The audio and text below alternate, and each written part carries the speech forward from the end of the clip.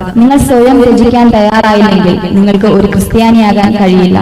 അമ്മയെക്കാളും അച്ഛനേക്കാളും നിങ്ങളുടെ ജീവനേക്കാൾ നിങ്ങൾ ക്രിസ്തുവിനെ സ്നേഹിക്കണം.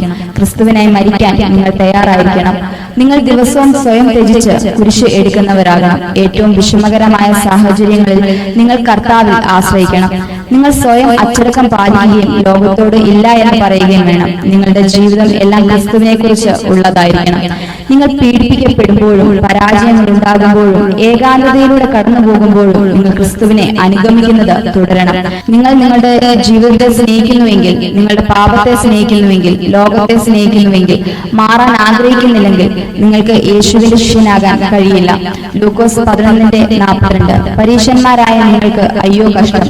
നിങ്ങൾ തുളസിയിലും അരുതിയിലും എല്ലാ ചീരയിലും പതാരം കൊടുക്കുകയും ന്യായവും ദൈവസ്നേഹം വിട്ടുകളയുകയും ചെയ്യുന്നു.